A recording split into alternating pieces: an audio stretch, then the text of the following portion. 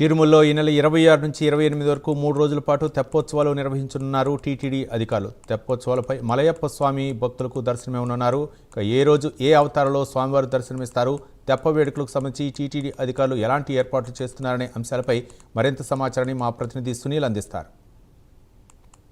సాలకట్ల తెప్పోత్సవాలకు సంబంధించి ఇప్పటికే టీటీడీ పూర్తి స్థాయిలో రంగం సిద్ధం చేస్తోందని చెప్పొచ్చు. ముఖ్యంగా దానికి సంబంధించినటువంటి ఏర్పాట్లు చూసుకున్నట్లయితే ఆలయం పరిసరలో ఉన్నటువంటి ఏదైతే కోనేటిలో ప్రత్యేకంగా ఏర్పాట్లు చేస్తున్న పరిస్థితి అయితే ఉంది. ముఖ్యంగా లైటింగ్కి సంబంధించి కావచ్చు, ముఖ్యంగా ఆ తెప్పకు సంబంధించి ఏదైతే స్వామివారు ఏదైతే తెప్పపై ఊరేగుతారో ఆ తెప్పను పూర్తి స్థాయిలో సిద్ధం చేస్తున్నారు. ఎందుకంటే పూర్తిగా ఈ తెప్పలకు సంబంధించి చూసుకున్నట్లయితే సుమారు 3 రోజుల పాటు స్వామివారు తెప్పలపై విహరించున్నారు. ముఖ్యంగా త్రేతాయుగంలో రాముని అవతారంతో మొదటి రోజు ఆయన రాముని అవతారంలో ఈ తెప్పలపై భక్తులకి దర్శనమిస్తారు. ఆ తర్వాత మరుసటి రోజు అంటే మొదట 26వ తేదీ త్రేతాయుగంలో ఉన్నటువంటి స్వామి దర్శనం తర్వాత 27వ తేదీ ద్వాపర యుగంకి సంబంధించినటువంటి కృష్ణుని అవతారంలో స్వామివారు ఏదైతే ఈ తెప్పలపై విహరిస్తూ భక్తులకి దర్శనం ఇచ్చే అవకాశం ఉంటుంది. ఆ తర్వాత ప్రధానంగా చూసుకున్నట్టయితే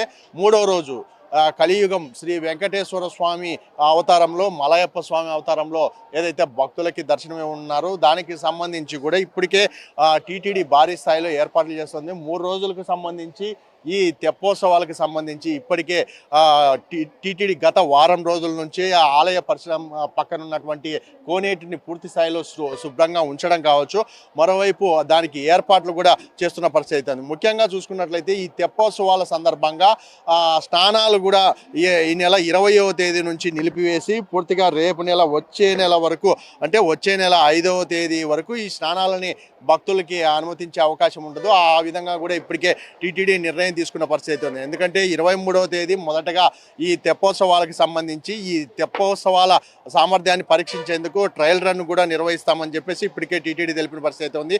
ముఖ్యంగా పుష్కరిణిలో పుష్కలంగా నీరు ఉండేలా చర్యలు తీసుకోవాలని, పుష్కరిణి తెప్పలకు ఆకర్షణీయంగా విద్యుత్ అలంకరణ, వరాహస్వామి ఆలయం 4 మాడ వీధులు, పందిళ్ళు ఏర్పాటు చేయాలని ఇప్పటికే టీటీడీ అధికారులకైతే టీటీడీ అదనపు వెంకయ్య చౌదరి అయితే ఆదేశాలు జారీ చేసినట్టు తెలుస్తుంది. ముఖ్యంగా భక్తులు సూచనలను అందించేందుకు పబ్లిక్ అడ్రస్ సిస్టమ్ ఏర్పాటు చేయడము, మరోవైపు ఏదైతే ఈ 20వ తేదీ నుంచి పూర్తిగా ఈ కోనేటి స్నానానికి అనుమతించకపోవడంతో దానికి సంబంధించి ప్రవేశ నిష్క్రమణ మార్గాలుగా అవసరమైనటువంటి సెక్యూరిటీ సిబ్బంది ఏర్పాటు చేయడం, ముఖ్యంగా పుష్కరిణి అందుబాటులో ఉన్న గజ ఈతగాలని ముందుగానే ఉంచుకోవడం, ముఖ్యంగా తెప్పోత్సవాల ప్రాశస్త్యాన్ని భక్తులకి తెలిపే విధంగా పబ్లిక్ అడ్రస్ సిస్టమ్ ద్వారా ఏర్పాటు చేసినటువంటి ప్రత్యేక సిస్టమ్స్ని ఏర్పాటు చేసిన పరిస్థితి అయితే ఉంది. ముఖ్యంగా మైకుల ద్వారా భక్తులకి ఎప్పటికప్పుడు ఆ స్వామివారి ఏ వాహనం మీద ఊరేగుతారు అనేది పూర్తిగా ఇక్కడ తెలియజేస్తూనే ఉంటారు. ముఖ్యంగా దానికి సంబంధించి ఈ తెప్పోత్సవాల సందర్భంగా ముఖ్యంగా ఇప్పటికే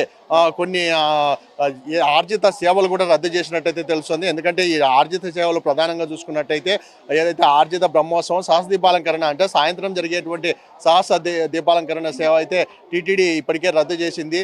ముఖ్యంగా ఏది ఏమైనప్పటికీ ఈ తెప్పోత్సవాలకు సంబంధించి ఇప్పటికే టీటీడీ పూర్తి స్థాయిలో అంటే మనం చూస్తున్నాము పూర్తిగా ఏర్పాట్లు అధికారులు కూడా ఈ సిబ్బంది కూడా పూర్తిగా నిమగ్నమైన పరిస్థితి అయితే ఉంది. ముఖ్యంగా భక్తులు అంటే తిరుమలకు వచ్చేటువంటి భక్తులకి సంబంధించి పూర్తి స్థాయిలో ఏర్పాటు చేయాలి. భక్తులు ఈ తెప్పోత్సవాలు వీక్షించే విధంగా ప్రత్యేక ఏర్పాటు చేసిన పరిస్థితి అయితే ఉంది. ఎందుకంటే ఆలయం పక్కన ఉన్నటువంటి ఏదైతే కోనేట్లో అంటే భక్తులు కూర్చునే ప్రాంతాలు కూడా ప్రత్యేకంగా రంగవల్లులో ఏర్పాటు చేయడం కావచ్చు, భక్తులు పూర్తిగా ఆనందంగా స్వామివారిని వాహన సేవలు తిలకించే విధంగా పూర్తి స్థాయి ఏర్పాట్లు ఉండాలని చెప్పేసి ఇప్పటికే అధికారులను ఆదేశాలు జారీ చేసినట్టయితే తెలుస్తుంది. ఇది ఇక్కడ పరిస్థితి. కెమెరామెన్ బాలుతో సునీల్, ప్రైమ్9 న్యూస్, తిరుమల నుండి.